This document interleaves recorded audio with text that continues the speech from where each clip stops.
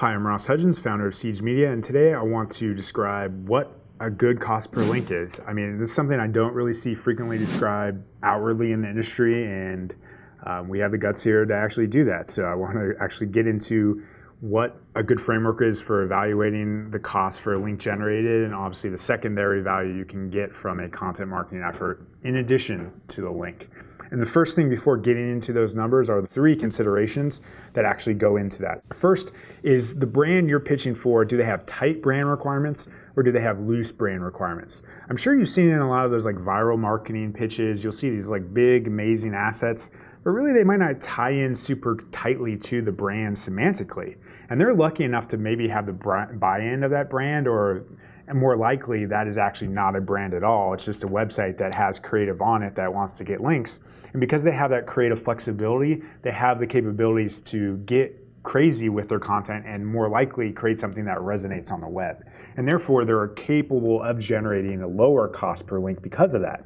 Compare that to something like Wells Fargo. Wells Fargo almost certainly cannot say certain things finance related, and therefore that consideration specific to content is actually going to make it harder for them to generate a low cost per link. There is some offset in that they have a big brand, but if you think about those general things, that if you have a tight brand framework against a ability to be creative brand-wise, it gives you a scale to generate a lower cost per link. And generally, you want to be higher on the scale because you want to be a brand. So it is a kind of a cost-benefit analysis, but it's just something to think about when thinking about how successful your campaigns are or the vendors that you're working with. Second is the brand strength generally when pitching. I kind of touched on it there, but also something about Wells Fargo or say your Airbnb actually enables a lower cost per link because they're so well thought of.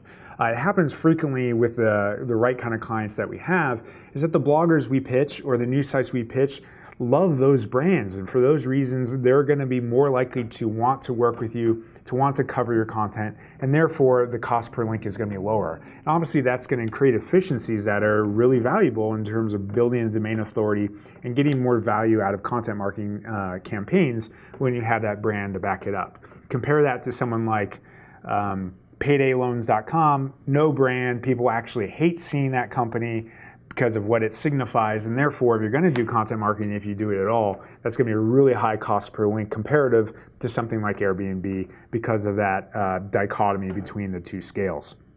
Next is thinking about business verticals generally. If you're in personal finance, that market specifically is unique in that personal finance bloggers do not like getting pitched content all that frequently.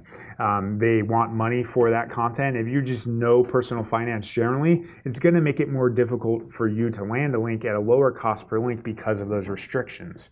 Also think of something like if you're in home decor, that market is not going to receive links as excitedly because most of the time they just cover their own content. Every vertical is different, and that's where expertise comes in, is knowing those verticals and knowing how they receive content.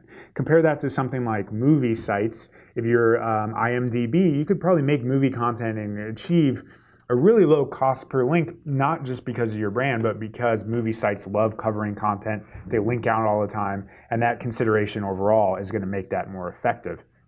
And finally, all those things considered, what is a good cost per link?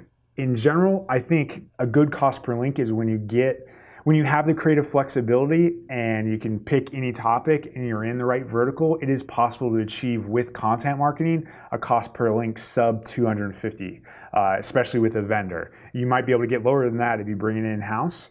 And then it scales up as you're working with a tighter brand requirement. If you're doing content marketing and you have really strict brand requirements, it's very possible you can get around 1,000 cost per link for a quality link. Of course, there's more benefits that come with 1,000 cost per link than just the link. So it offsets that cost for that brand. You're actually building brand. You potentially are ranking, you're getting social shares, you're getting potential sales from that. Well, that creative brand over on the 250 scale is way more likely to actually not be getting any value besides the link itself. And obviously there's risk in that.